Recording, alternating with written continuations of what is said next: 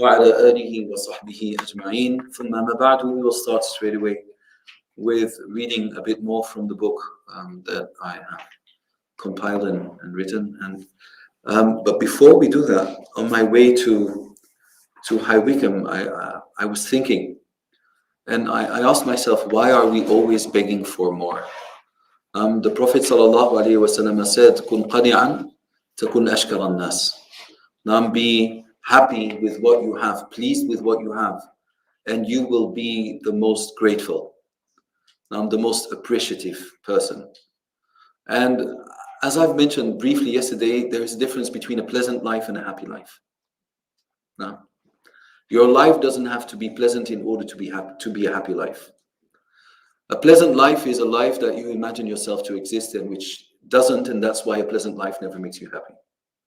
A pleasant life is a life that you think to be a life where you find everything you want, where you get everything you need, where you are never disturbed, where your children never get sick, where you have no enemies. Actually, a pleasant life is only in Jannah. A happy life is different. A happy life is a meaningful life. It is a life that you love to live. It is a life where you understand that the life you are living is a present of Allah. And we did not choose where we were born. We didn't choose whom our parents were, nor the country that we live in. All of these things, not the color of our eyes, not the structure of our hair, not our length and width. There are so many things that we have no control over. So that what makes us unhappy is the illusion that life can be exactly like we want it to be. That is what makes us unhappy.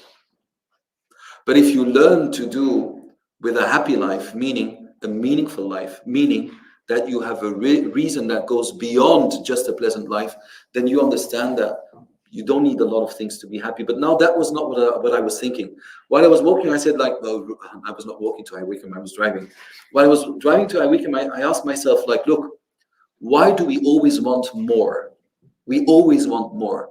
Like we have the iPhone 12, then we want the 13, and then we want the 14. Then we have this camera, we want that camera. Then we have this car, then we want that car.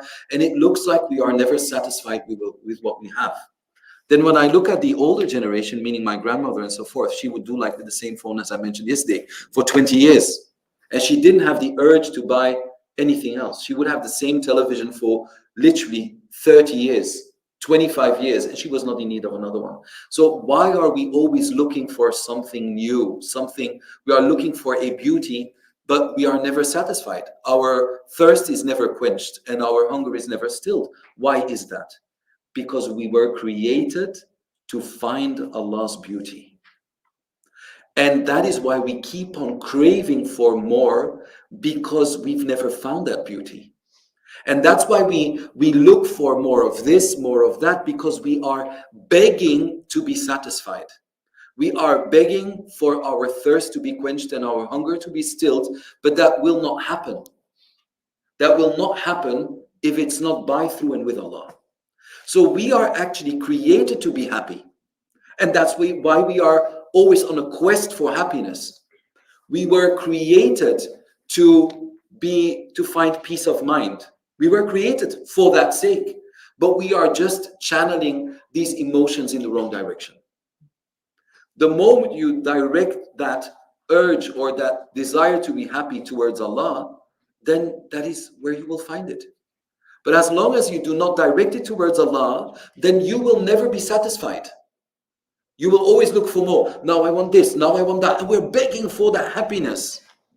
I mean, that's why we want that reward system to be, that gratification system to always be activated within our brain.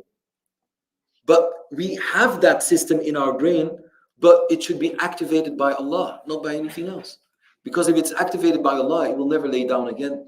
It will be there to stay and not to leave you. So if you connect your happiness to things that are not a constant, now nothing is a constant, meaning the car, like look at a Bentley, no, not a Bentley, look at an Audi of 20 years ago. You can't even imagine yourself why back then that car was so spoken of, because now when you look at it, it's like, what kind of a car is this? You really see it's old and it's different. Like, how could this car have been a hype? So everything we see is not a constant. And the Buddhists, they speak about this, but we find that in Islam, that everything that you see will either disappear, either it will leave you, or either you will leave it, or either it will change. Four things that are the reality of everything. But when Allah subhanahu wa ta'ala speaks of himself, he says, كل من عليها فان ويبقى وجه ربك ذو الجلال والإكرام. Everything will disappear thereon, yani on the face of the earth and in the skies, apart from your Lord. Now, yani كل شيء هالك, yani everything will be destroyed and will vanish and disappear apart from your Lord. So if you know this, why do you want to connect your happiness to things that are not a constant?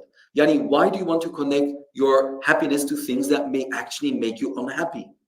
You know, you are married. That person you are married to can make you very sad tomorrow. When a person wants to leave you, when you still love them, a person found somebody else and they don't want to stay in their marriage, or maybe you are betrayed by the person you love. That happens as well. It doesn't mean that you don't have to love your wife, but your happiness does not depend on it. Makes you happy. It's one of these things through which you find your happiness, but it's not the core of your happiness. And the moment you understand that your happiness is only with Allah, then things will not make you sad anymore. And if you know that it is not about a pleasant life, but a meaningful life, then your illness will not sadden you. The fact that your children maybe are taken away from you for years. Now, if you understand that this is still therein, it can be a happy life. Why? Because you know that your life, even though being painful, is a life that if you live it well, will take you to an eternal bliss. Do you understand? So even then, in the midst of that pain, in the midst of these tears, you will still find happiness, because you know that the one who puts you in certain situations is Allah. And why does he do this? Because he loves you. Allah subhanahu wa ta'ala, when he loves you, he tests you. Because yani, the only way to get rid of your sins is by being tested. And the only way to strengthen yourself is by carrying yani, your tests with courage, perseverance, subservience, and so forth. So it is through the tests that Allah is actually training you. Yani, you have these commandos, the green berets or whatever. And if that trainer sees somebody that he really believes in, he will make him suffer more.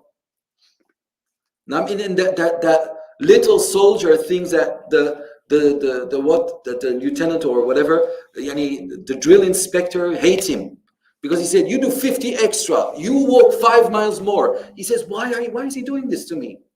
Because he believes in you, but he doesn't show it, because he wants you to grow in the soil of loneliness. In the soil of despair, it is where people find courage.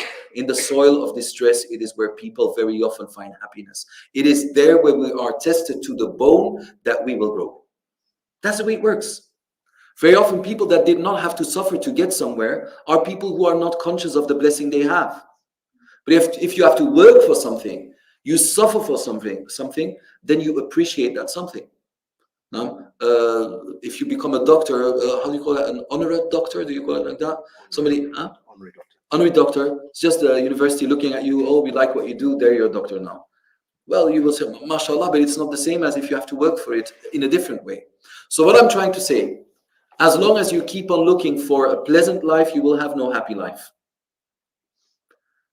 Because life was not created to give you what you want, but life was created to get you in Jannah. And getting in Jannah is through problems. The Prophet Muhammad sallallahu alaihi wasallam said that huffati al-jannah bil makarih. Yani Jannah is surrounded by everything you dislike. And Jahannam is surrounded by everything you like. That sums up life. That sums up life. Jannah is surrounded by what you dislike. Why are you complaining about what you dislike? It's your path to Jannah.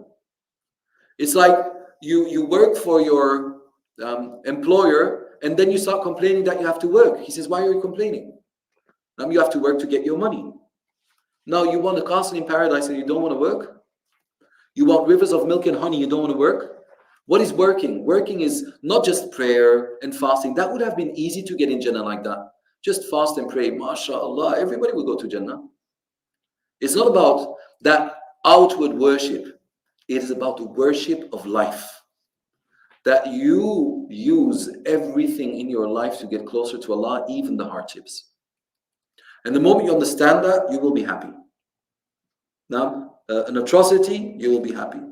Allah subhanahu not happy with it, but you will carry it with happiness. Why? Because you will try to live up to what Allah wants from you within that situation. And that's a meaningful life. Do you understand? So we have a pleasant life, and that is what we are being called to always. On the internet, it's all about pleasant life. But if pleasant life would make happy, then why do so many people who have pleasant lives feel so desperate? Why? I read this morning Simon Cowell, and he spoke about it himself, so it's out there, right? So I think he's 63 now. It's the one who, you know him or you don't, any of Britain Got Talent, the whatever, and many other things. So he has now something like 425 million. Just had a deal of 125 million. So if you have a look at it, but nevertheless, he said, I was almost depressed. He says, I was depressed. That was before his deal of 125. So understand, he only had 250 million. So he only had 250 million. And he said, look at this. And when my son was born, it saved my life. When my son was born, it took away my depression. All the millions in the world and the fame in the game did not help him to become a happy man. The birth of his son did. And that's the thing you cannot buy with money. Allah. So he could buy everything with his money. Didn't make him happy. Allah gave him a son and now he's happy. That what made him happy was not the pleasant life. That what made him happy was the gift of the divine. So people with pleasant lives are very often miserable. So many people. Justin Bieber made millions, now hundreds of millions. Now, but nevertheless, he only became happy when he stopped doing strange stuff. Now, when he turned back to Christ. So he found a meaning in his life. Singing for church and stuff. So, but he was depressed. Why are these people depressed? What's wrong? Because pleasant life is not happy life. They fooled us.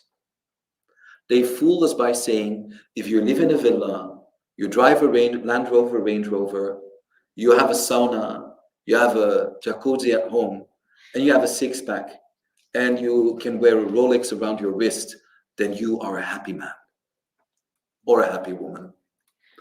Lies upon lies upon lies. It is a lie in disguise. Now, so it comes to you like presented like the truth, and then in order for you to be happy, you have to become that exception on the face of the earth. That's what they say. You have to make something of your life. You gotta change the world. This is the minority among the people that will ever do things like that. Not everybody breaks the record. Why did it take so long for the 100-meter and the 200-meter record to be broken? Why does how do you call that, far jumping? How do you call that? Long jump. Why does the record of the long jump stand for such a long time? Because these are the exceptions. And they talk to the world as if everybody was that exception. Everybody can become like that. Everybody can do this. No, what not everybody can do is being a good servant of Allah. That is where you need to make the difference.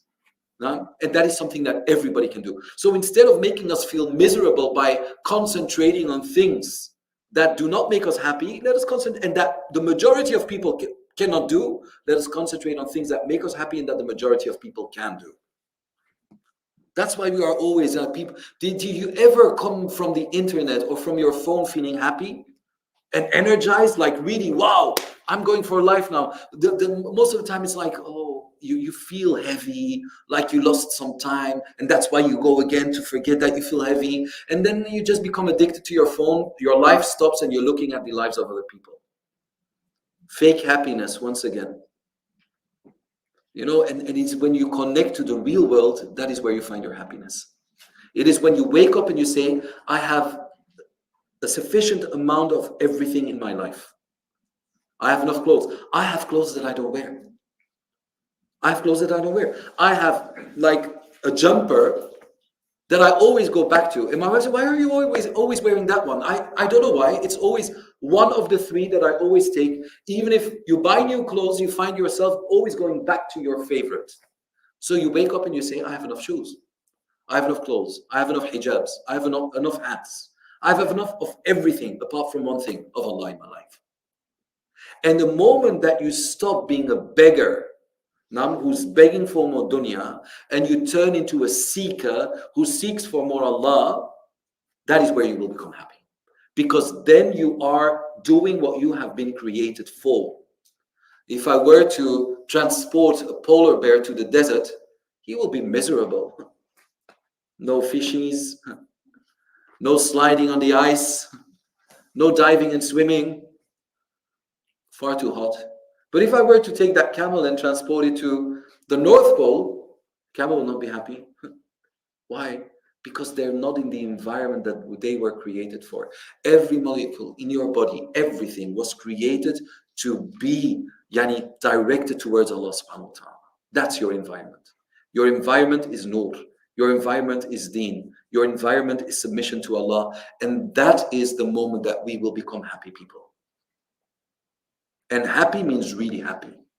Because now you have found a meaning to your life. I mean, do you know majority of people, what is the meaning to their life? I want to lose weight. It's good. But they turn it into really a life goal. That's what all life is about. If I put on weight, I'm miserable. If I lose weight, I'm happy. It's about 2-3 kgs. That's what they talk about. Or they become happy. I want thicker lips. I want a straight nose. Oh, subhanallah, I want, my eyes, I'm growing older, so my eyelids are dropping a little bit. Well, that's what happens when you grow older. That's just the way it is. So people become miserable because of tiny little things and turn that into their goal. I want a six-pack. Do you know how many people want a six-pack? Millions. And this is age bashing today, right? We're age shaming. Now, when I was young, when I was like 15, 16, do you know we wouldn't talk about six-packs? The only six-packs that people would talk about were the six-packs of beer. Now, that was a six-pack. You have six-pack, 12-pack. I didn't drink alcohol, by the way. I didn't like it. I didn't like the smell. I was raised in a family where they would drink it, but subhanAllah, Allah protected me against it. I didn't like it. One day, my father asked me, taste, and I went like this with my lips, just with my lips against it. It was terrible. It stinks. Like literally stinks. And the more people drink, the more it stinks. So anyway, that was my experience, my first one and my last one. So anyway, to come back, barakallahu feekum, we weren't thinking about six-packs. We weren't thinking about straight noses. We weren't thinking about, am I symmetrical, asymmetrical? SubhanAllah.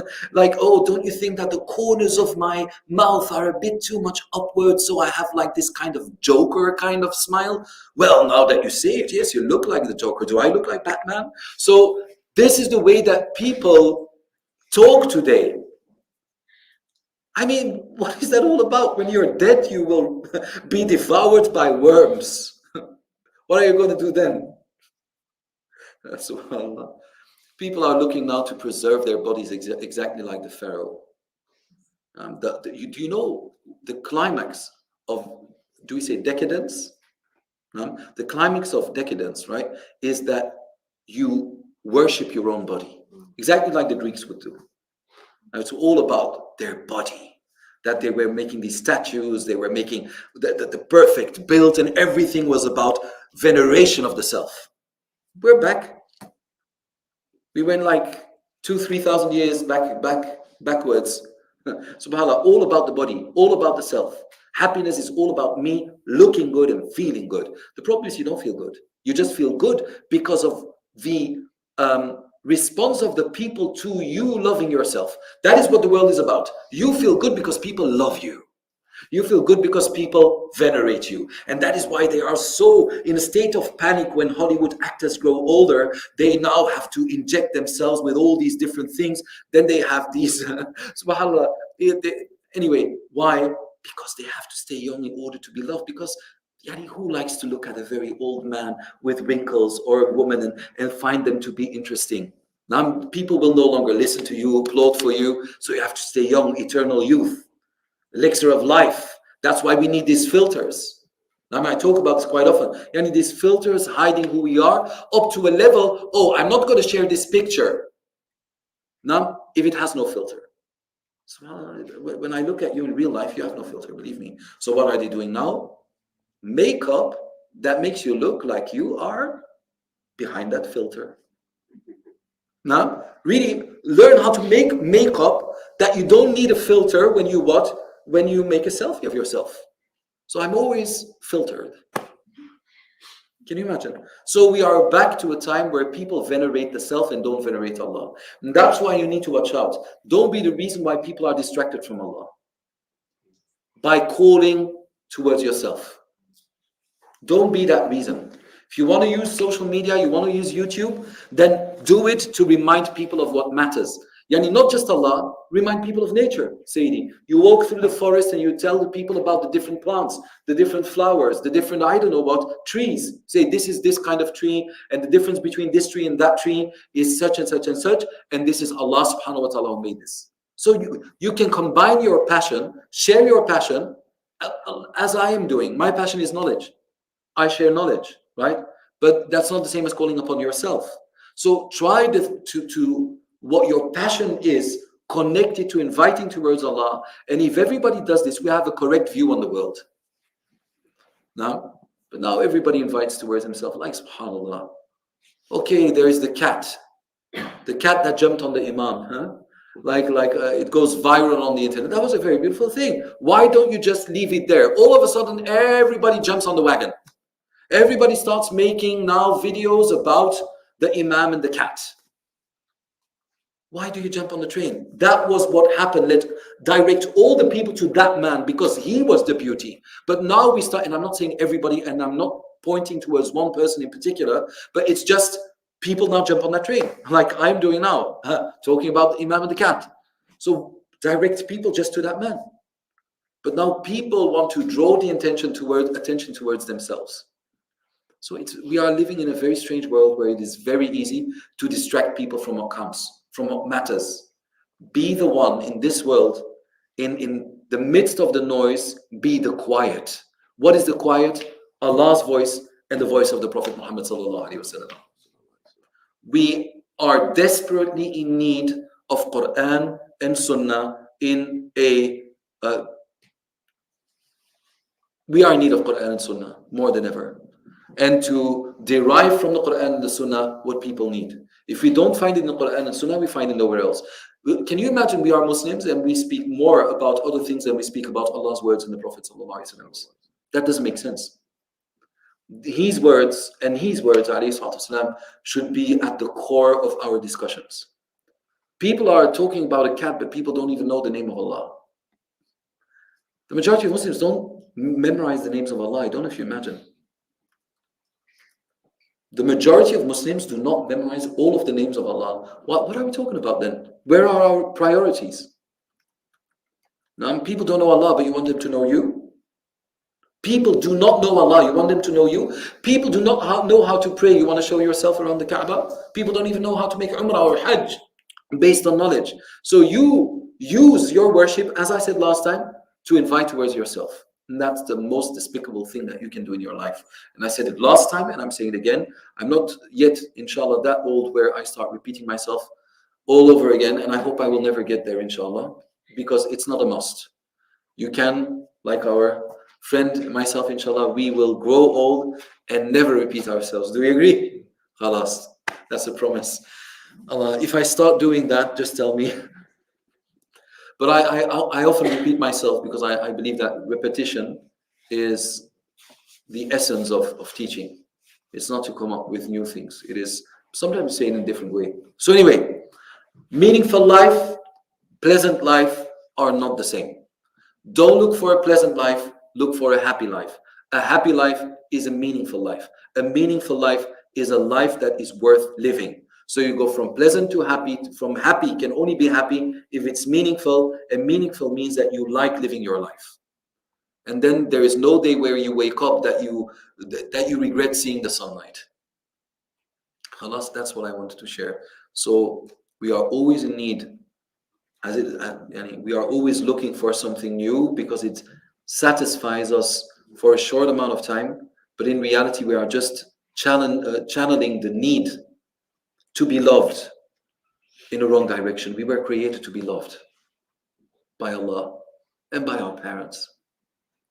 If you look normally in a normal any situation, the moment your child is born, you have a love that you can't explain. Now, before it was born, you didn't know it. You were looking forward to it. But the very second it is born, you want to die for it. The very second it is born, you want to cherish it. You want to protect it. You want to be with it for the rest of your life. You know, when I think of my death, you know, Leif is 5 years old, right? My eldest son is 25. So he's turning 26 in August. So 5 years old, right? So if I'm going to think, when I think I'm quite an old dad compared to Abdurrahman. So that means I'm 47 almost and he's 5. So there's a difference of 42 years. With diabetes and all the complications that come with it, and Allah knows best how long you live, maybe 65 years old, something, maybe. So that means that I would have less than 20 years to live. Now, if maybe I die tomorrow, so don't get me wrong. And maybe I live longer, but I'm just looking at it from a rational perspective. So that means that I may very well die if he doesn't die before me, and I ask Allah Jalla wa'ala not. So that he may be 20 when I die. So then he will still have, like, if he lives to he's 70 years old, he will have 50 years without me. So when I now think of my death, just to give that example, I am sad for him. Do you understand what I mean? So it's no longer about me dying. It's about if I die. So that is why I have to be healthy, because I want to live as long as I can now, so that I can be with my child as long as I can, because I do not want him to be sad when he's 20. You understand? So all of a sudden, taking care of your health and taking care of your life, when you become that parent, is no longer about yourself. It's no longer about yourself. When does that change? The second your child is born. That's why parents who saw their child was alive when it was born, and it dies like a second later, then people say, oh, they didn't see their child, so it's not that bad. It's what happened to Ronaldo, isn't it? That's one of the reasons why he left Manchester, isn't it? Like when he had a twin and his son was born, died at birth. And then he wanted some time off and they didn't understand why. So, and people think like, oh, they just knew their child a second or 2 seconds. The moment it's there, you've seen it, you've touched it, you looked into its eyes, it is worth more than everything you have in your life. Where does it come from? Allah loves you through your parents. Allah gave that love to these parents, and it's a part of His love. That is how loved you are. So you were created to be loved. And the most beautiful thing is when you find people who love you. You're not because you're a love beggar, but just because they happen to be the people you need in your life. And it's that need to be loved to the highest degree that can only be fulfilled by connecting to the one who gives a love that compares to none. That is the climax and pinnacle of love. So when you walk into that valley of love, when you bathe in that light of love, figuratively speaking, then whatever happens to you in your life, you know you're loved. The biggest, you can be in that pleasant life with a very good-looking man or husband, a very rich man or husband, with a nice villa and everything you want. But if you are not loved by that person, you are unhappy. Some people live somewhere in a small hut, somewhere out there in the world, and they're happy. When we look at them, we say, oh, they must have a miserable life. Look, even we are brainwashed. They live in a hut, they have 2 cows and a horse, they have a sheep and some plants. That's what they eat in the middle of nowhere. Their children swim in the dirty river. And we say, wow, that must be really a bad life. And when you ask these people, would you like? They say, no, I would like to live in the city. Nothing but stress and grumpy people. I wake up with the sun, the little fishies swimming through the rivers, my children climbing in the trees, hunting rabbits. And they wouldn't change it for a million. And we consider them to be unhappy. Why? Because you think you have started believing that a pleasant life is a happy life. So it's time to look for happiness. I'm not trying to be the life coach or positive psychology, even though I think it's a very good thing, by the way, positive psychology. But I think we really need to revisit how we as Muslims look at life. Because when you live among people who have a different view on life, which is okay, but then it will be absorbed by yourself. Their lens will become yours. No?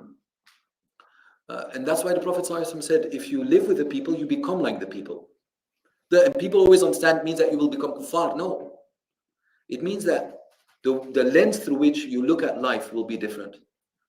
And imagine if we were not have been bombarded by the internet and everything, our lives would be different. Our standards would be different. This is why one of my mashaykh, he said, if we would have held on to the words of the Prophet ﷺ, that pictures are haram, then a lot of misery would not be out there. Because a lot of crimes are committed because they are inspired by movies. Sometimes when you look at movies or Netflix series, they present to you the perfect murder. The perfect murder. There was a series about how to commit the perfect murder. Ya salam. And then they follow the lives of serial killers. Subhanallah, they're khubth. Now, serial killers, now that you are showing the garbage, and I'm not speaking about people, the garbage of the world. And then they interview them. Why do you give them importance? What will it help? Yeah, and then I killed and I killed and I killed. Of course, you're a serial killer. Go. Don't show your face. Maybe they even make money through that. Can you imagine? Giving importance to people who kill. So then you have these interviews, then you have these series, and before you know it, you have these problems in the world. Like pornography is one of the things that the majority of people suffer from today. Now they can't lower their gaze. It are pictures. Now camera is different pictures. That's what it is. So imagine if we were now in a world without pictures, even a world without cameras. Imagine. Yes, there is good in it, but it also prevents people from growth. Why? Because we are overburdened with information. And if you have too much information, even about Islam, you don't find your own path anymore. Because you hear so many things that you don't know what to do. You become passive. Because everybody speaks. But there is no real direction that you are being given. It's all random speech and talk out there. And you have actually no path for yourself. What is your path to Allah? I asked you like 3 weeks ago. Do you have a path? Do you have a methodology? Do you have a plan? What is your starting point? How are you going to get there?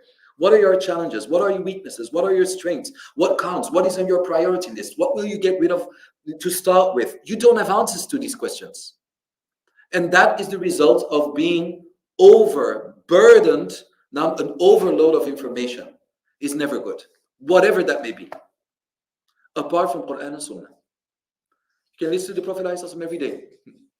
To the Quran every day, and you won't have a problem. So now to come back. What was I saying before that? Yes. So and that is like if we wouldn't have live stream, now we can say Alhamdulillah, people now can follow. But it would be better for people to be there. So that people travel for knowledge. So that people have the barakah of traveling, the barakah of interaction. The barakah of putting one foot after the other. Yes, that is called walking. What Musa alayhi salam did for so many years in order to seek knowledge from Al-Khadir. Yes, it's Khadir, it's not Khidr. From Al-Khadir. Now, many years traveling. Why? To ask him, and he was Kalimullah. the one whom Allah had spoken to directly, هَلْ أَتَّبِعُكَ عَلَىٰ أَن تُعَلِّمَنِي? Would you allow me to follow you so that you would teach me مِمَّا عُلِّمْتَ رُشْدًا? That you would teach me from what you have been taught, of the good you have been taught. So he would walk. He would walk for many years. That was Kalimullah. Today, people are behind the internet. It may very well be that people attend live classes about the deen in their pajamas, on a screen where one screen is open on gossip and the other one is open on following the class. They may actually go to the toilet and they still hear the voice of the speaker speaking. Would you go to the toilet while you hear somebody speak about the deen? That's what people do. They may lay down just like that because they're tired. Now, they didn't take care of their hair, of their appearance, and so much more. Is that how you listen to Quran and Sunnah? And that is how you think you will change. All of that you don't have when you come to the class. You have to get dressed. You have to sit in a certain fashion. Now, you have to talk in a certain way. But when you're online, you do whatever you want. Nobody sees you. Nobody. SubhanAllah. So this is why, barakallahu fikum, my Shaykh said, and he's very severe at this. He says really that pictures are haram. I'm of the opinion that they are not, but only if they serve a purpose. You shouldn't hang them on the wall. You can keep them for yourself. But know, my friend, that when you experience life through a phone, that your brain doesn't register it. So with the pictures you take from the moments you like will be forgotten forever. You lose the phone, you lose your brain. But when your brain captures something, it also captures the feeling. Now, because your brain captures the feeling, the experience, the sounds, and everything. But when you take a picture, then when you look at the picture, you just look at the picture and you can't even remember that time. Or if you do, very often there are no emotions. Could be, but not always. So you are actually, your phone is your brain. That is where you have everything. We are walking around with an external brain. And that's why people panic when they lose their phone, because their life is there. And that's why people panic, my phone. So what? You still have your life. Why are you so? Maybe, yes, if you bought a phone of £1,100 like the iPhone 14, I understand why you panic. But most likely you will have an assurance, which is haram. But anyway, you will do that anyway. So not you, maybe somebody else. A lot of Muslims do. So life is strange. So these thoughts were going through my mind as I was driving to Ayawikam. So not all of them in detail, but the majority of it, yes. Pleasant life, happy life. What is a happy life? And I end on this note. A happy life is a what? Meaningful life. And a life worthy of living. It is all about telling yourself, I have everything that I need and everything that I want. The only thing I have not enough of is my connection with Allah. And that is now what becomes your goal. That is what turned right now into the goal you want to achieve in your life. As for dunya, it comes and it goes. Like high and low tide. You can't stop it. That's dunya. High moments, low moments. But your happiness should not depend on them, because the high and exactly like the high and the low tide are from Allah, the high and low tides in your life are as well. And did you ever look at high and low tide and you were angry? Why is it low tide? Why? No, it's all beautiful. Now the ocean is beautiful. High tide, low tide. Your life is beautiful. Sometimes high, sometimes low, but it's the ocean of life, where you sometimes have to learn how to observe what Allah is doing with you. When you disconnect your low moments, where you are being tested, when you disconnect that from the one creating it, that is where you will despair. But if you know both of them are present of Allah, then you will enjoy it as much as the high ones. I ask Allah Jalla wa Ala subhanahu wa ta'ala to make this beneficial, Ya Rabbil Alameen. We have a 6-minute, now maybe 10-minute break, and then we will continue bi'idhnillahi subhanahu wa ta'ala. جزاكم الله خيرا وبارك الله فيكم وصلي وسلم على رسول الكريم وعلى آله وصحبه أجمعين وآخر دعوانا الحمد لله رب العالمين.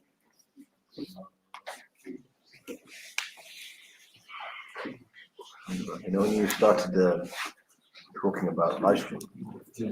Lost connection. Really? Allahu Akbar. They can still see I lost complete connection here. MashaAllah. That's special. Subhanallah.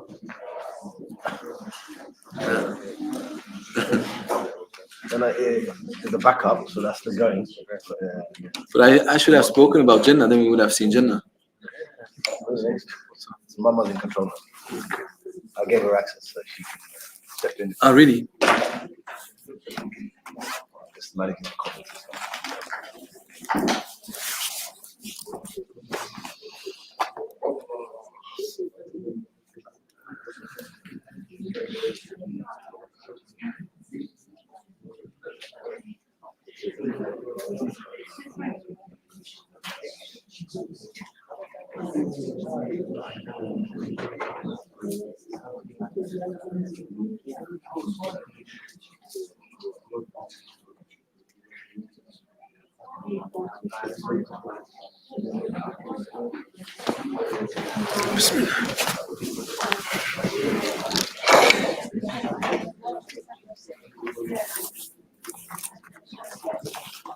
So we will have so we have the Eid, right?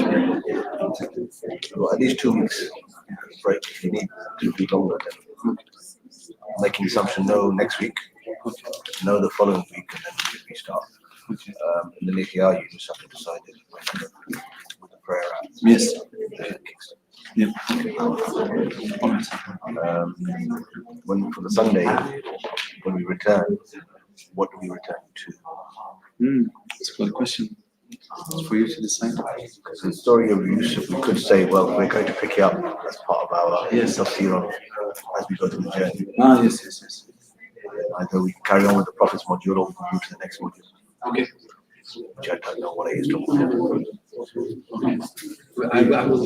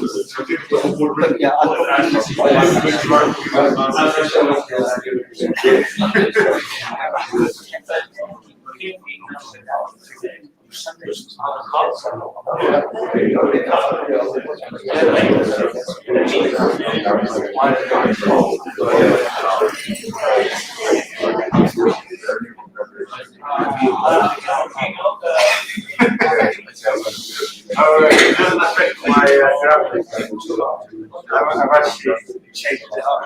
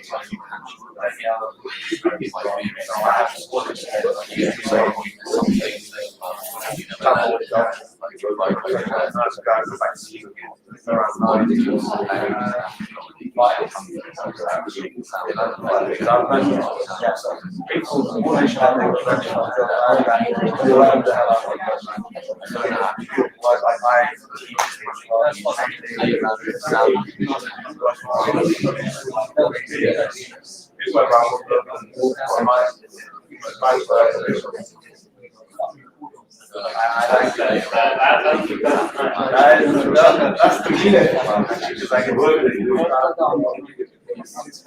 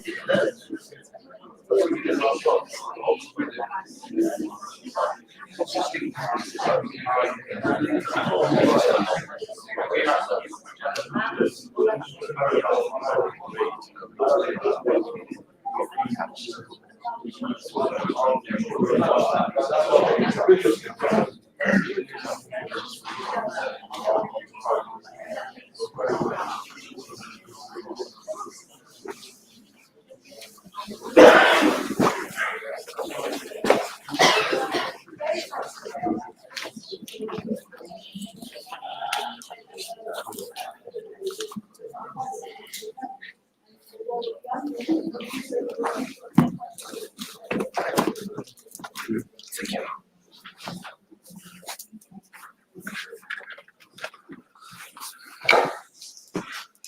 بسم الله والحمد لله والصلاة والسلام على رسول الله وعلى آله وصحبه ومن والاه. أما بعد فالسلام عليكم ورحمة الله وبركاته. So, as you all know, we are coming to an end of the month Ramadan. Most likely on Saturday, maybe on Friday, probably not, but maybe yes. So what I would like to do today, Barakallahu Fikum, is just give some time for you to ask questions. I think this is one of the majalis I always like at the end of a series, just for the students to ask questions, so that they, bi'idhnillahi azza wa jalla, can take home what they were looking for, and that any day they remove the doubts they have or the questions they have, inshallah subhanahu wa ta'ala. So it can be a variety of anything you want to talk about. If I have an answer, then I will reply, and if I don't, then I will leave it to somebody else in the future. So, Bismillah, alhamdulillah, wassalatu wassalamu ala rasulillah. Let's get going. Let's get started, yalla. Yes.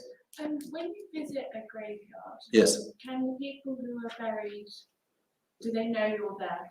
Okay, very good question. Yani, when you visit a graveyard, do people who you visit, do they know that you are there?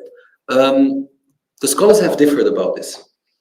They have differed about this because the Prophet ﷺ, after the battle of Badr, he had buried certain non-Muslims, and he spoke to them, and Umar radiallahu anhu said, do they hear you, Ya Rasulullah? And he said, they hear you more, they hear me more than you hear me.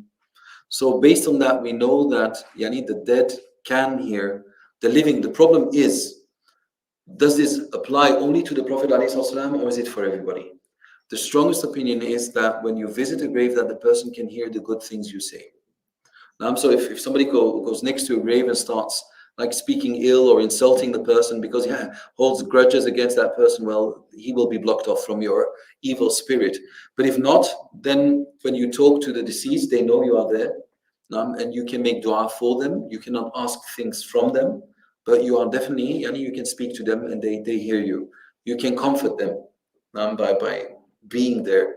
The first time that they will be disconnected from the world is when they are buried, and when all the people walk away from the grave, that they will hear the last person walking away, and after that, Munkar and Nakir will ask their questions. But if not, alhamdulillah, Imam San'ani wrote a book about this, and there are many opinions really, but yes, they can hear us. Yes. Assalamu alaikum. Wa alaikum salam. Just wondering, with the Prophet and in terms of his eating habits, Yes.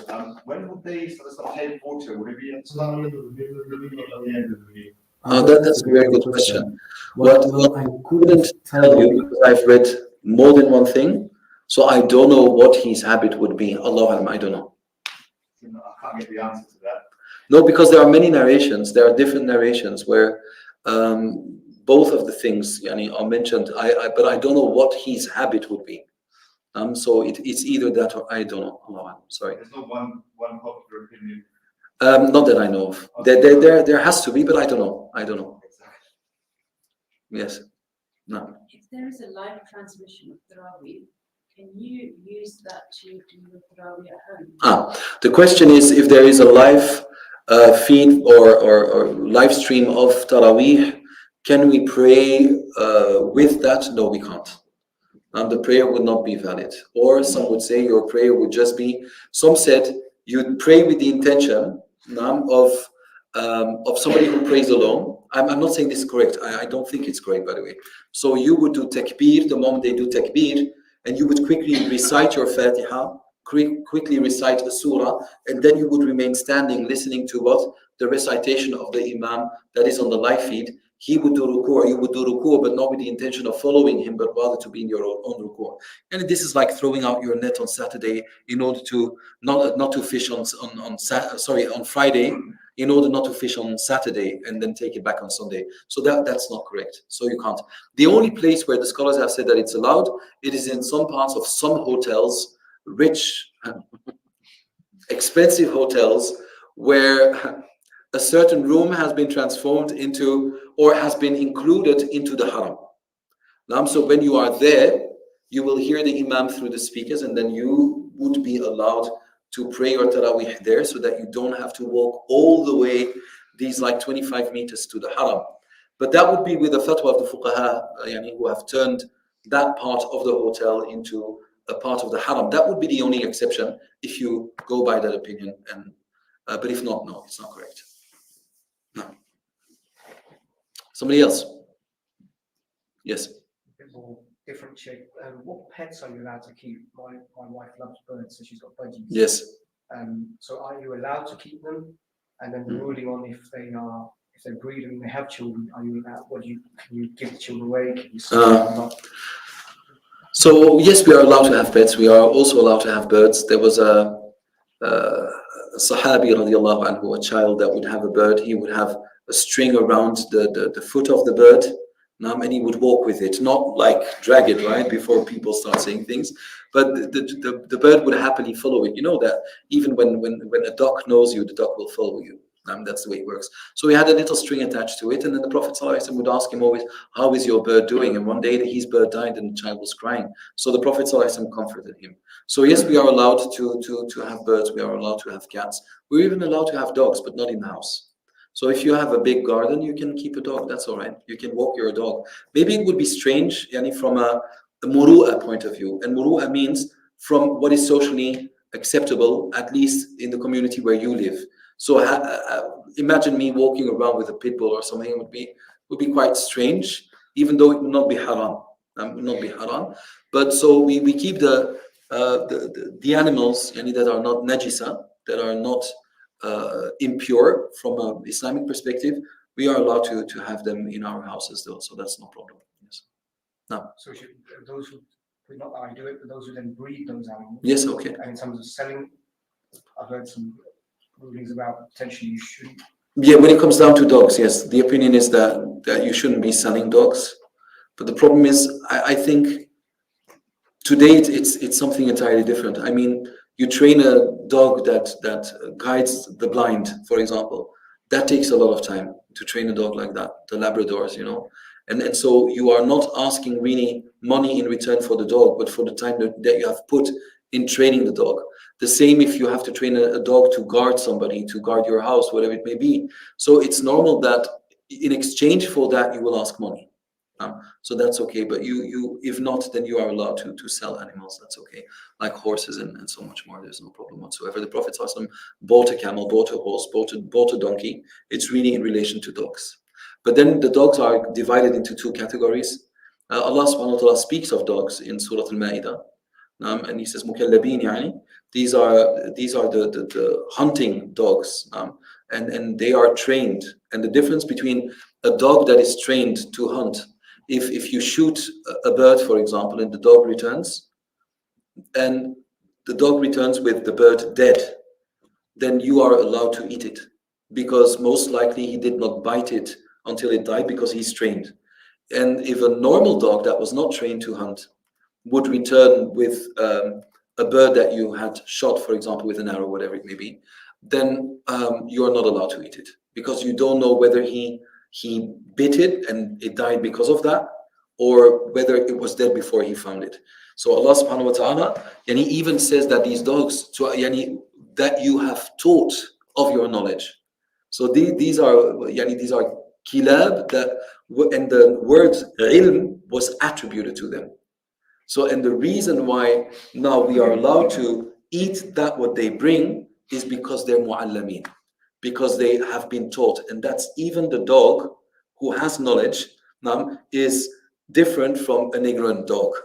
So it's ajib. Yes. There was somebody with a question here. Yes. Just wondering what the view is on people who work sort of like haphazardly during the year, and how they would calculate the card, and how they would go, whether it's best to give it one time of the year, or you can do it multiple times. No, you have to pay zakat once a year. A lot of people like to do it in Ramadan, although I'm not really supportive of that. The reason why, because if zakat is paid the whole year round, then the poor people will have an income all year round. And now a lot of poor people, they are just waiting for Ramadan to happen in order to feed their families, or to find something to live with.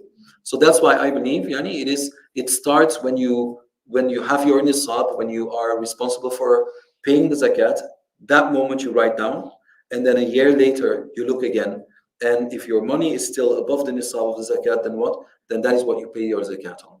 So, and it would be once a year. Some people say you are allowed to pay in advance, for example, but then you still have to add that. For example, I will pay it after 10 months, right?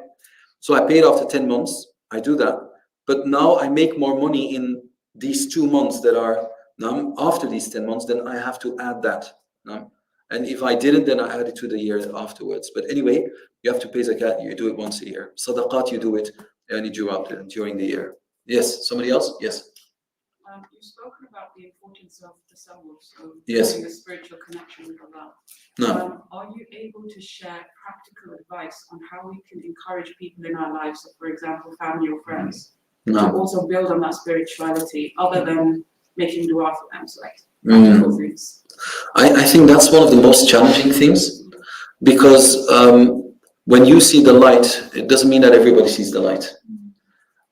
What you deem or think to be important is not what other people think to be important. So very often we are filled with that passion and we want to pour it over other people, and when they don't, we may even become frustrated.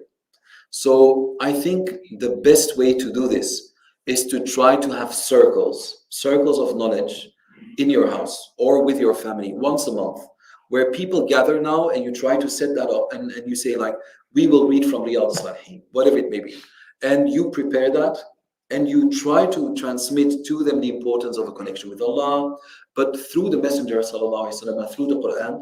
And I think these circles, if we try to have them without giving the impression that someone is a scholar or whatever, but just what would you think if we would gather around the table of the Sunnah once a month, for example? That may be something. I also found it very challenging for people in general to take advice from people who are younger than them. So a lot of children now, they become practicing, now they want to teach their parents. I mean, your parents, they taught you all their lives, and now you're going to tell me what to do? You didn't know how to pray, and 5 years ago you didn't even pray. I was telling you wake up for Fajr, and you didn't. Even now you don't wake up for Fajr. A lot of spiritual youngsters, they don't wake up for Fajr. And their non-spiritual, not very religious grandparents, they wake up for Fajr even before Fajr. And they fast on Monday and Thursday, but that's all what they have got going on. So now you want to share that extra dimension with them. Say you don't even fast on Monday and Thursday. You didn't even wake up for Fajr. So I think the first step is you yourself, and I'm not talking about you, I'm talking in general. to become a representative of what it means to be spiritual. So before speaking about spirituality in words, show what it means to be spiritual in behavior and deeds. So that's the first step. And then they will see that change. No? They will see that change. And then from there onwards, you can try to have these gatherings once a month where the family gets together and speaks about these matters. Wallahu a'lam. You can also share links. Like, mashallah, I've heard something very nice. It really impressed me. You share a link of something very short. The attention span is very, very, very short. Something of a minute, you share it, done. So these things you can do. Wallahu a'lam. Somebody else? Yes. So, a few weeks ago, when continuation on the Tasawwuf, you talked about the two different methodologies Yes. of Tasawwuf. Is there a teacher needed for both levels as well? And also, when I talk about teacher, is this, I suppose it's just trying to understand, is it a teacher, is it a guide, is it, Yes. you know, a sheikh, is it someone you give a bayah to? Yes. Is it a murabi? You know, how does that? Okay. So Sheikh Ahmed Zarruq, rahmatullahi alayhi, al-Maliki, he spoke of this and he said, the best way to grow spiritually is good friends. And he said, and the best sheikh is a good company. Because Allah says, اتَّقُوا اللَّهَ وَكُونُوا مَعَ الصَّادِقِينَ. Fear Allah and be among the Sadiqeen. The Sadiqeen are the truthful. When the Prophet ﷺ was ordered by Allah, وَاصْبِرْ نَفْسَكَ مَعَ الَّذِينَ, yani be patient in the presence of people who invoke their Lord in the morning and the evening. وَاتَّبِعْ سَبِيلَ مَنْ أَنَابَ إِلَيْهِ, follow the path of those who have submitted themselves to me. So Imam Ahmed Zarruq al-Maliki, and he wrote an explanation of Iqad al-Himam. He has a book in Qawa'id of Tasawwuf. Yani he's a very, he's an expert at Tasawwuf. He's of the opinion that the time of real mashayikh, in the real sense of the word, yani, is no longer. I'm not saying I agree, and I'm not saying I disagree. I'm sharing. So he says what the person who wants to find Allah has to do today is to find people. And this is what Al-Harith al-Muhasibi rahimahullah said. Yani he was the founder of the science of Tasawwuf. And he said, Allah allowed me to get to know people. Now, and these people took me on a journey. And I'm not going to expose these people. I'm not going to tell you who they are. Because if Allah wants you to find your path, He will guide you to that kind of group of people. Now, I do believe that every sheikh or every teacher has something to offer. Now, even a fiqh teacher, a tafsir teacher, hadith, history teacher, you learn from their behavior, from their insight, and that can make you grow as well. But I still believe that we are in need of a non-sectarian approach, or an approach that is really Quran and Sunnah based. What I miss is foundations and principles of spiritual growth, yani in the light of the Sunnah and the Quran, like directly derived from Quran and Sunnah. Very often our approach is yani doing a lot of things that the Prophet ﷺ didn't do, which doesn't mean that I'm against it, but for me it is not complete. Now, if it is not from Quran and Sunnah directly or retraceable directly to the Quran and Sunnah, then I want to ask myself questions. Why should I say a lot of supplications that are not from the Prophet ﷺ and fall short in the supplications of the Prophet ﷺ? Doesn't make sense. So for me, these teachings should be complementary, meaning they should be added to what is already present in Quran and Sunnah. But if your focus becomes merely what a certain sheikh is saying, say this dua, that dua, and very often they're not, you cannot trace them back to Quran and Sunnah, not meaning that their meanings are against Quran and Sunnah, then I think that's wrong. I also believe it's wrong for somebody to be almost considered to be a prophet within the midst of the people. I don't like that attitude, and I don't like people to look like that at people. I think it's really wrong. That when people come into a room, that people are filled with, oh, every sheikh makes mistakes. Every sheikh sins. Yani, every sheikh, but they can also be protected. So meaning, maybe not every sheikh sins. Yeah.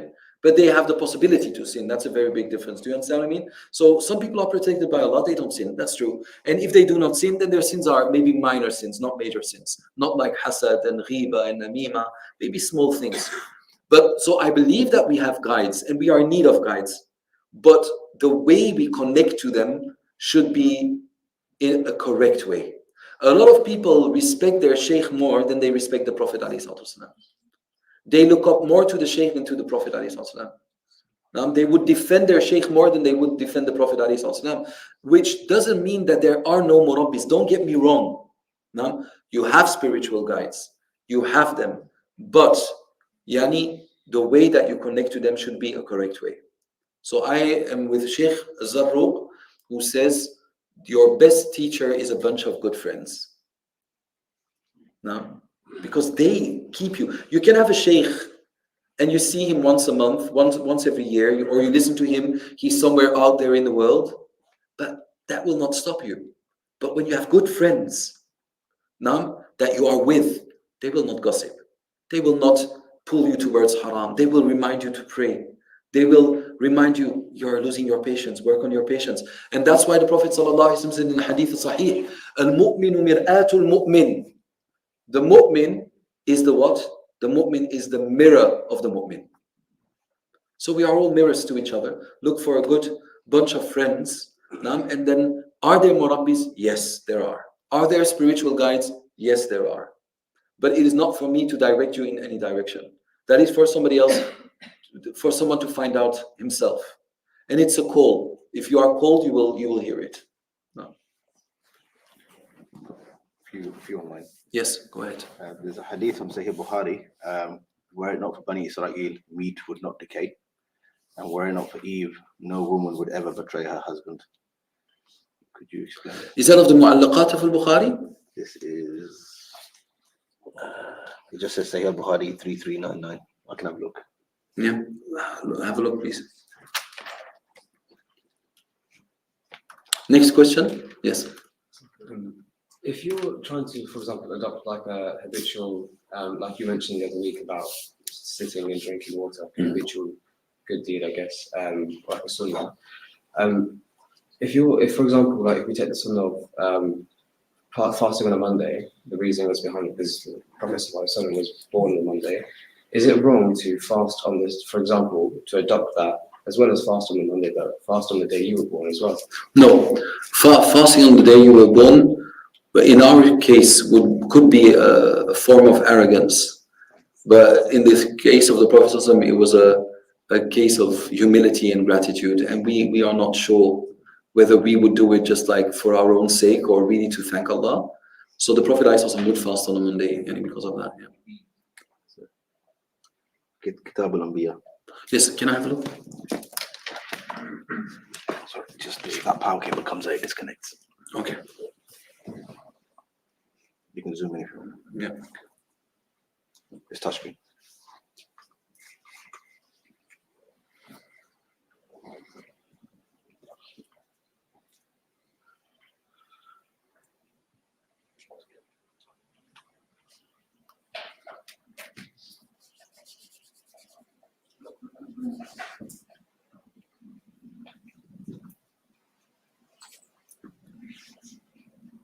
I'm going to look it up. I have no explanation. Yes. We still have online, sorry. Yes, sorry. This will probably get picked up in the last module. Does the soul also taste a form of death as well as the physical body? Allah subhanahu wa ta'ala says. No, the ruh, it's like when people are in a coma, they're like in a black hole. And there comes a time where Allah subhanahu wa ta'ala takes away everything in the heavens and the earth. And that is a moment where also the soul will cease existing. But it's not death. But as for the soul, it will be aware of everything that's happening. It will be a physical death, but the soul will keep on existing. So we'll be aware of everything until that very moment where Allah subhanahu wa ta'ala inherits the earth and the heavens and everything on it and in it. No. Final one, a different person. If a spouse is divorced, which spouse to which spouse do divorcees have in Jannah if they do not end up remarrying again? I don't understand. Say it again. So if someone is divorced and they don't get married again, Yes. who's their spouse in Jannah? And also, can one be with someone they loved but could not marry in this life? Okay. So when you divorce and you don't get remarried, who will you be with in Jannah? With the one that you got divorced from. Yeah. But in reality, yani, there are more than 7 opinions in relation to this. So maybe I will not mention all of them now because they're quite philosophical. And Shaykh al-Uthaymeen rahimahullah mentioned 3 to 4 opinions. But there are more than 7 opinions. So, I mean, you get divorced, it was a miserable person who would abuse you and so forth. Being the man abusing the woman, or the woman the man. Do you want to be with that person in Jannah? Now you can say like, okay, but in Jannah you forget everything. But even then, like, is it really a reward to be with the person that was your perpetrator? And so they say like that people who were divorced because of one of the people being a terrible person, or they died, that they will have a choice of marrying to people who were not married, or were married to people who also were divorced because of these terrible reasons. And that the people who did terrible things will get married to the people who did terrible things, but in Jannah they will be forgiven. And that is a tayyibun and tayyibat. The good are for the good men are for good women, and good women are for good men, and evil men are for evil women, and evil women are for evil men. Although that some say al-khabithun al-khabithat and tayyibun tayyibat, like Imam al-Tabari mentioned, that it also has to do with al-tayyib min al-kalam, but it's also about people. So meaning that people that were evil here, but they're Muslim and then they died on the Tawheed, they will be with the evil people there. But the only difference is that they will be living good lives and that they will be forgiven, but they will not be with the ones they used to oppress. That's one of the opinions, and that's one of the opinions that I go by. Allah subhanahu wa ta'ala. Yes, you. You know, the question was asked earlier on about the graveyard and when they came here, and you said, when good words are said, they feel comfort. What's the best thing to actually say when you go to the graveyard in terms of feeling comfort? There's a hadith, although da'if, but da'if doesn't mean that the Prophet ﷺ didn't say it, that one of the good things to do is to read Surah Yasin next to your dead, the deceased. Surah Yasin, because of the many descriptions of paradise and the hope therein, it talks also a little bit of hellfire and so forth, about hellfire. Also, La ilaha illallah. Just make dua, read the Quran, whatever you want. I think there's a book out there, What the Living Can Do for the Dead. Yeah. Maybe I didn't read it, but I suppose that some of these things have been mentioned therein. So maybe you can have a look at it, inshallah. Yes. Can you make up prayers on behalf of someone once they've passed away? Subhanallah. Can you make up prayers for people who have passed away? We can do Hajj and Umrah for people that passed away. As for prayer, I will go by one opinion here.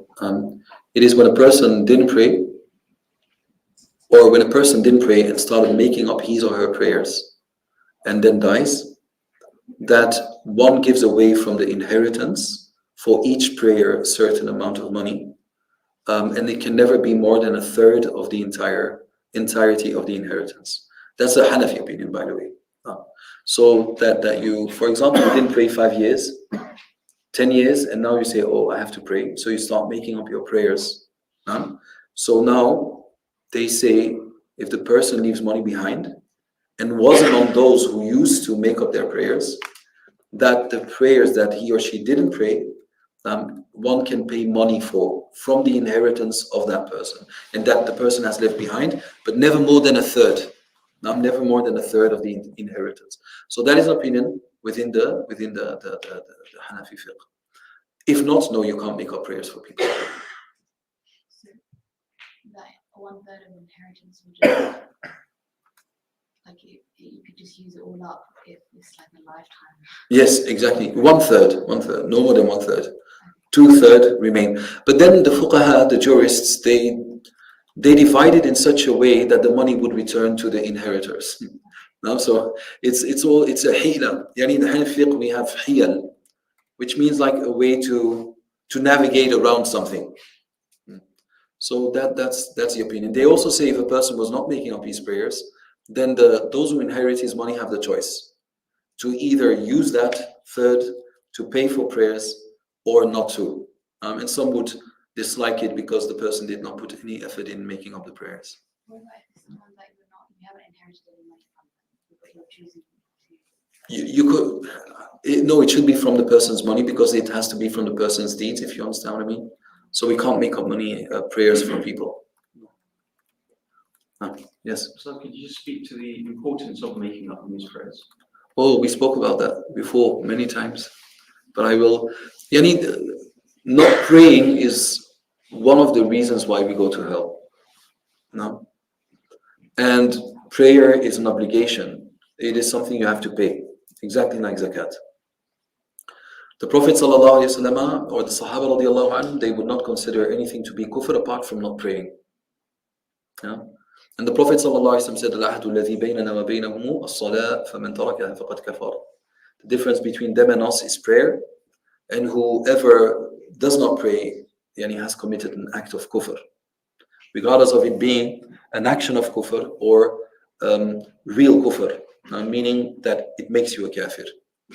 So now, if you don't pray, you will be asked about your prayers. That's your first thing. All of our scholars have said that you have to make up prayers. It's only the later Hanabila, among them Ibn Taymiyyah rahimahullah, yani who said you don't make up prayers, but you have to pray as much as you can, extra prayers. It doesn't make sense. Why would you pray extra prayers if you can pray your obligatory prayers that you didn't pray? Well, it is because they consider somebody who doesn't pray to be a kafir. So if you don't pray and you're a kafir, you don't have to make up your prayers. That's why some gave the fatwa. I'm not saying do this.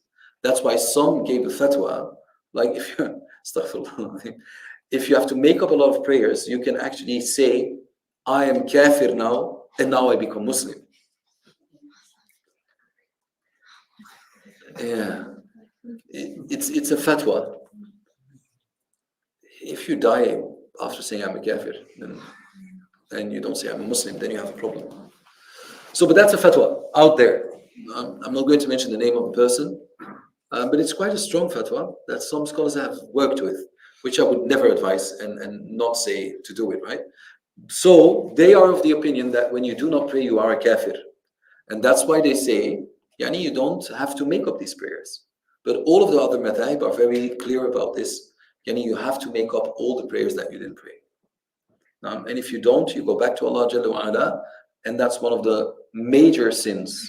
It's one of the major sins, not praying, is the first answer of the people of hell. مَا سَلَكَكُمْ فِي سَقَرْ قَالُوا لَمْ نَكُ مِنَ الْمُصَلِّينَ.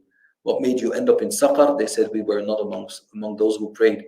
Also, when you don't pray, then Yawm al-Qiyamah, Allah will ask people to perform ruku', and you will not be able to do. يَوْمَ يُدْعَوْنَ إِلَى. No. SubhanAllah, what was it again, Sidi? إِلَى السُّجُودِ فَلَا يَسْتَطِيعُونَ. Okay, what's the beginning of it? Was that ayah? No. Yalla, say it.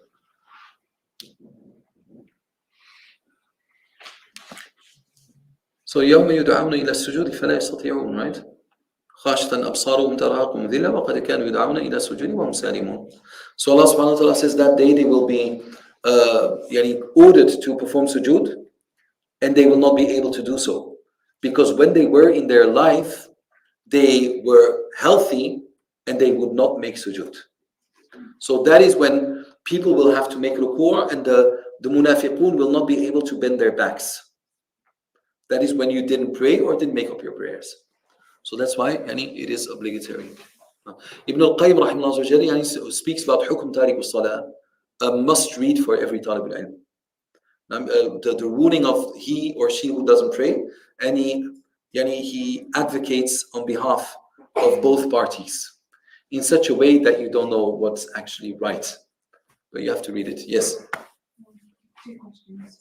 First one, you said that the best time for making the rise in sujood is that, can you do that in salah, or does it have to be used sujood outside of salah? No. So there is no sujood not in salah apart from sujood as-tilawa and sujood of what? Of shukr.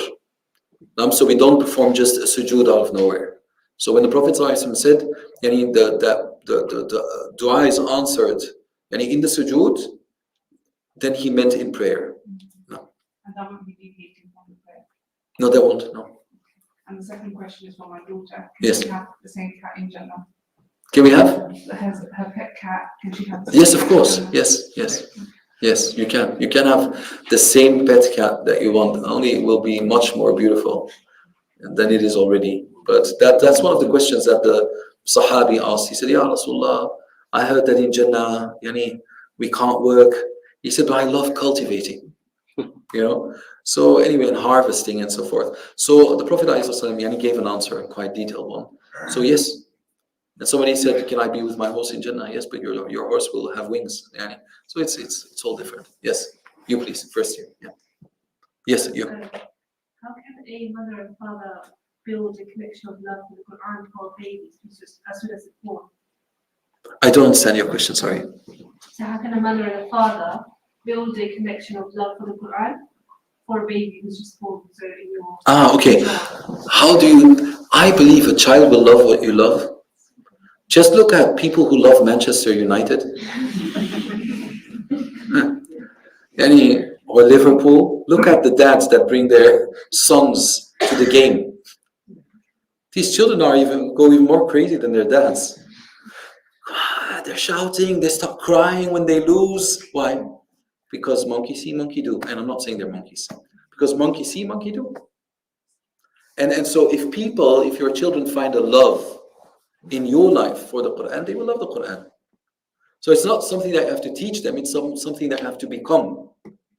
So when they see their parents like loving a certain singer, they will love that kind of singer. If they see them supporting a football club, they will start making enemies and friends based on the team they support. So that's the way it works with children. Yes. I was sorry. It's okay. This is a sort of social question.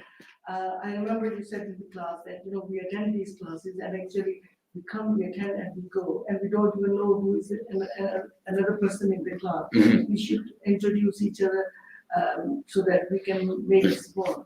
And for that, it's an observation which I thought it was so beautiful. But because nowadays everything becomes a bid'ah. If you say something, you're worried that it will be called as bid'ah. And this observation was shared when I went to Malaysia, and in the mosque when you do the salah, the ladies when they do salam, and then they say, shake hands, sound, and then they will do this, and they do that with, the one at the back and the front, and with smiles. Mm-hmm. It was so nice, and I observed when I was in the Haram, the Malaysian women or Indonesian women, they would do that. Mm-hmm. They didn't know me, but they would do that, and they would smile. And I thought it was so beautiful. And I thought, can we introduce this thing? Will it be a bid'ah when we are here in the class? Just when we finish the class, we just say salam, shake hands, and no, that won't be a bid'ah. No. I think it's shaking hand, because especially when after the salah, they used to do that. And I thought, okay, I love that. And I thought it was very nice. Imam Nawawi rahimahullah wrote a book about this. So it's very strange to see that people accept his Riyadh Salihin but don't accept anything else. They even alter his books. And the books of Al-Afkar, where he speaks the sunnah of visiting the grave of the Prophet ﷺ, they changed the title in the new edition, Visiting Medina. Imam Nawawi said, visiting the grave of the Prophet ﷺ, what's your problem? That's his book. Leave it alone. So they changed things. Now, Imam Nawawi rahimahullah made it very clear in his book. He has a book where he mentions that Imam Abu Huraira, for example, had a tasbih. A tasbih with thousand beats, yeah. And so anyway, he has a book. He speaks about the rukhsa fil qiyam, the rukhsa of standing up for people who you honor, your parents, mashayikh, people of honor, and of kissing the hands and shaking the hands of those who just prayed. So Imam Nawawi says, when you see somebody who has prayed, shake his hand or kiss his hand. And he said, because they were in contact with Allah subhanahu wa ta'ala. So they came from another world and they came back to this world. So there's barakah in it. So Imam Nawawi didn't seem to have a problem with that. So if you do, then stop using his books. Don't just go cherry picking like, oh yeah, this is nice, just because yani, it underlines what I like. Either he's deviant and says deviant things, or either he isn't and he doesn't, and then you just accept what he says. He was a scholar. So he speaks about kissing hands, kissing foreheads of people, yani, and of people who prayed. So I'm with Imam Nawawi. Yes. So it's not a bid'ah. Cakes aren't bid'ah either. Cakes after prayer? Yeah, cakes and tea. Cakes and tea after prayer? Like, After prayer, after classes. After classes? During, not during. No, I really dislike people to eat and drink during classes. That's very disrespectful. But that's why it's good, it's Ramadan. No, it's not done. So the scholars, they would drink during the class because they speak a lot, so their mouth becomes quite dry. But that's normal. But like eating cupcakes and I don't know what during classes is a strange thing to see. Yes, please. What's the meaning of prayer whilst you're on a long haul flight, for example, like 14 hours? Can you pray on the plane or just waiting to the destination? Okay. In the books of Al-Ashbah wa Nadha'ir, which we usually find in the Shafi'i madhab, they discussed this about more than 700 years ago. Now we say, how can that even be a long haul flight? How did they discuss it? They were talking about what if a stone would fly? And they asked Imam Abu Hanifa the same thing. Like, what if a stone would fly? Now, I'm sitting on a stone and the stone flies. Do I pray on the stone, yes or no? Then the answer of the Mashaykh before the existence of the airplanes would be, if you know that the plane, yani that the stone would land before the ending of the prayer time, then wait. If you know that you will not be on time, because prayer time is sacred. It's within a beginning and an end. That is where it has to take place. So if you're on a long haul flight, long haul flight, then if you know that you're going to miss a prayer if you wait for the plane to land, then you pray on the plane. And today they are quite paranoid, really, that if they see you pray standing, that they might think that you want to do something on the plane. So as a woman, I would advise somebody to stand for your takbiratul ihram. Now you stand. According to some, when you're on a plane, there is no qibla. That's one of the opinions. Like, you're up in the air, you have no direction. And do you know the plane, even if you don't feel that it turns, it's turning, right? So it's only you don't feel it, but one moment you're facing the qibla, you think, but by the time you do your takbir, because a plane goes at like 900 kilometers an hour, you're already away from the qibla. So some would say the qibla here does not count, or do your ijtihad and try to find the general direction towards the qibla. Whatever you go by is you wait for the plane to be in the direction of the qibla, whatever that may mean. You do your takbirat al-ihram while standing, and then you perform your prayer sitting. But your takbirat al-ihram, and if you're a Maliki, you would also do your takbirat al-ihram and your Fatiha while standing in the first rak'ah. So it all depends. If you're a man, I would ask. So if somebody would be a man, I would ask, can I pray here, please? If they say no, here are the rules of the airplane, or the rules of the what? The airline, and the rules of the airline, and you have to respect them, because when you get on a plane, that is what you sign for, right? That you respect the rules that are there. Yes, it is true, it are not the rules in line with Allah subhanahu wa ta'ala's Quran, but then we have these exceptions, like where you can pray sitting and so much more. But I would definitely ask, could I pray please while standing?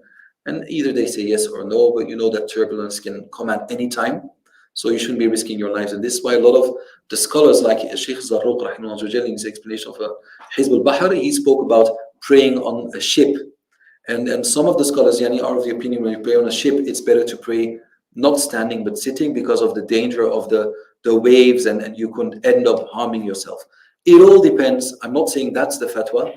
I just want to show you that we have a very large repertoire when it comes down to praying on planes and ships. Yes. So, for example, if I paid my flight and then my flight say 8 o'clock, yes, and then the flight is 14 hours, then do I pray my next prayer or do I? You go by the prayer times of the country you're flying over. Yeah, yeah. But if you already pray Dohr, and you're flying backwards, right? Not backwards, really. So, so you and you pray Dohr, and now you go over a new country, and it's again Dohr. You don't have to pray Dohr again, or do you? What do you think? Better to be safe. Huh? Better to be safe. So if you have a flight 14 hours, you're going to pray Dohr like every half an hour. So it's not a plane, it's a pray. Huh? Let us talk about that in detail, inshallah, in another Q&A session. But what you should do is plan your flight. No? So if you see that you're going over Dohr and Dohr again, as long as you are within the prayer time that you have prayed. Anyway, I will write it down and show you what the plan looks like. It's a bit more complicated than we think. But we are when we are in the air, we are temporarily people that are in line with the prayer times of the place we are flying over. But then once again, you can't pray more than 5 prayers in 24 hours. You understand what I mean? You can't pray more than 5 prayers in 24 hours. Do we agree? Of course, I mean fard prayers, right? So let us, inshallah, look at it. It's more complicated than we think. It's one of these things that are quite complicated and are oversimplified very often. And a lot of people make mistakes in this. So I would like to have it, and you have a presentation where I can show you this, inshallah, in the future. Yes? Yes? Is there, for example, for that, just adding on to that question, is there an opinion where if there's something in the other main madahib that, like, for example, like joining your prayers, that when you're traveling, that might be more suitable for you to do, is there an opinion for like you to be able to adopt that or not really? Yes, of course, yes. Joining prayers is, the 3 madahib agree that you can join your prayers. The Hanafis, they say you don't join your prayers, you just not delay, you pray Dohr at the end of Dohr time, and then you give salam and you pray Asr, and you do the same with Maghrib and Isha. But yes, one is allowed to join prayers if one is not of that man. As long as it's within those 4 madahib, like another ruling. We don't go outside of the 4 madahib. Ibn Rajab rahimahullah in his Risala, and this is also what Shaykh Dr. Salah Abul Hajj, and he has mentioned in his Madkhal ila al-Ulum al-Fiqhiyya, and also in his introduction to the book about Abu Hanifa rahimahullah, and Ibn Rajab is of the opinion that there is an ijma' that we cannot go outside of the 4 madahib. So once again, you love Ibn Rajab for his Jami' al-Ulum al-Hikam, but you don't take him for anything else. This cherry picking really drives me crazy. So either you love them or you hate them, but don't just love them for what they give you of what you like. So he says 4 madahib, ijma', consensus. Don't go outside of it, ever. Yes. Who has more authority in lying over you, your wife or your mother? Nobody has authority over you. It doesn't have to do with authority. What about rights? There's a conflict between who has more rights. Can I put him on video? So the question, who has more authority over you, your wife or your mother? I don't think we work with authority. I think we work with love and respect and mercy. And never at the expense of anybody. I think a lot of men mess up the connection between their wives and their mothers. You know, when that happens, little spoiled boy gets married, now has responsibilities, has to stand on his own feet, and he doesn't like what Mrs. is doing, so he's going to complain to his mother. Subhanallah, I came home. Subhanallah, you mama. I must say mama. I'm Italian or something. Mom. I never said mama in my life. So you go home and you say, Mom, like, subhanallah, I came home and I was sick and it looked like she didn't care. The mother, of course, she loved her son. Subhanallah, I knew it the moment you got married to her. I told you not to get married to her. And then, subhanallah, and then I came home and the food was not ready. The food was not ready for you, my son. And before you know it, or your mother comes home and she says, why aren't your children wearing socks? Now they are walking barefooted on the cartilage, and that they will become sick. So you go to your wife, say, you know what my mother said? So no, that our children have to wear socks. Are they your mother's children or mine? Astaghfirullah, don't talk like that about my mother. Don't let her talk like that about my children. War. And you know who is the miserable one? The man, the husband. Because they will keep on fighting, they don't care. and you are in the midst of it, and you ignited the fire. So that is why, yani, you never complain to your wife about your wife, to your wife about your mother, or to your mother about your wife. And this is a place where you also don't go to your wife and you say, SubhanAllah, my mother's spaghetti was better. SubhanAllah, so I really miss my mother's spaghetti. Why are you doing this? You respect your mother. It's good that you like that more, but it's not the thing that you say. Do you understand? You touched on that, I think, especially probably older like me and here, because we see our mothers as like super women. They are. Our wives can't really ever live up to it. They have so many kids and they have washing machines and this and that. So it's difficult for us sometimes to, when you hear your wife say, oh, yada, yada, yada, you think, come on, my mother didn't have any of that, she had 7 kids. So it's messy. I don't know who this guy is. But Khiyam, what is very strange is that he put you in the same. I've just met him today. He's very young compared to me. So I will come back to you straight away. So what we have is they are both different, right? So you go away from your mother has that feeling, oh, subhanAllah, now somebody else will care for you. She will never be able to care for you like I did, which is a very normal thing to feel. But your wife says like, hey, wait, you're mine now. Now you are in my world, in my life, where we take our decisions, make our decisions, and that's her God-given right. You do not permission for your mother's permission to do things. Exactly as when you're married, I mean, exactly as your mother is no longer asking permissions to her father or her mother to do things. So very often, respect is taken for authority. The moment you're a man, you stand on your own feet, you're married with your wife, to your wife, you both make decisions and you are not in need of anybody else's opinion. You don't. And that is where people go wrong. And it's not just I think it's a cultural thing, not an Islamic thing, but it is present in Islamic cultures because we have that respect for our mothers, but respect is within the boundaries of the Sharia. It is not like your mother says, well, if you move to that town, I will stop eating and I will not be pleased with you until Yawm al-Qiyamah. That's not her haqq. She has her life with her husband. It's not her haqq to say this. Now, if you have to move because of your job, whatever it is, you and your wife have the right to do this. So respect and authority are not the same. Nobody has authority, but everybody has. Of course, when you're in your house, there is authority, but after that, there is respect. Respect. So there are women, our mothers are super women, but so are our wives. Because the reason we think our mothers are super women is present in our own wives. They have gone through many things in order to make a house a home. No. Turn a house into a home. Yeah. Isn't it wrong to think that way, that your wife will never be able to live up to your mother? Because there are many things that could be said about what he said, and it's not because I didn't say that I said it was right. No. Yes. Yeah. So, yeah, but it's different, isn't it? There are two different people, so the emotions are different. The way you treat them are different. It's completely different. So, but go on. What were you saying? It's just because having that, I guess, foundational belief that she will never live up to your mother. Mm-hmm. It can be the root of so many problems and disagreements and arguments because you just have that, like opinion in your mind. Mm-hmm. Whereas if you have like a better opinion of it, then it won't lead to so much fitna, so much damage. I think they can't live up to each other because they are both different. Yeah. Do you understand what I mean? Your mother gave birth to you, but your wife gave birth to your child.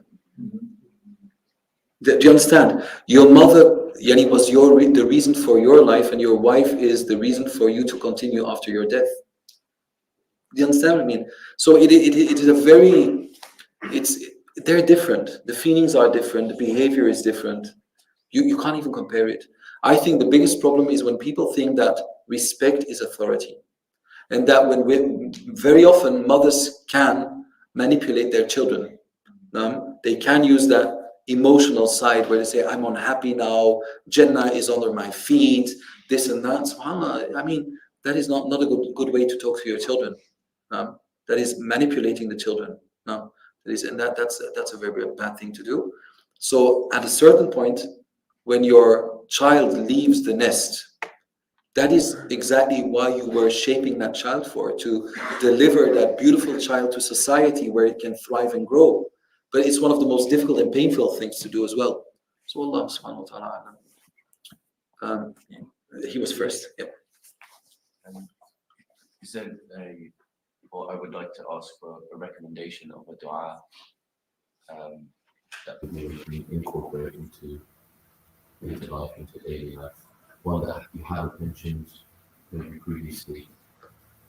Of the Prophet ﷺ? Yes, one that maybe you think would be a benefit.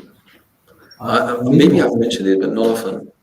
It's where the Prophet ﷺ says, أسألك لذة نظري إلى وجهك والشوق إلى لقائك في غير ضراء مضرة ولا فتنة مضلة.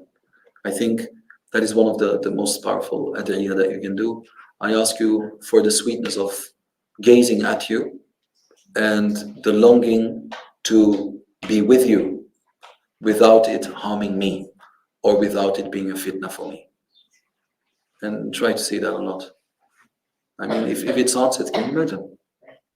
And if the dua is answered, I ask you for the sweetness of looking at you and the desire to be with you. Imagine it's given today. You're the happiest person on the face of the earth. So say it often and repeat it. Allahu Alam. Yes, the sisters? Yes. It's just an add-on question to what a sister asked about making dua in sujood. Can you make dua in sujood in your third prayer, or is it just your?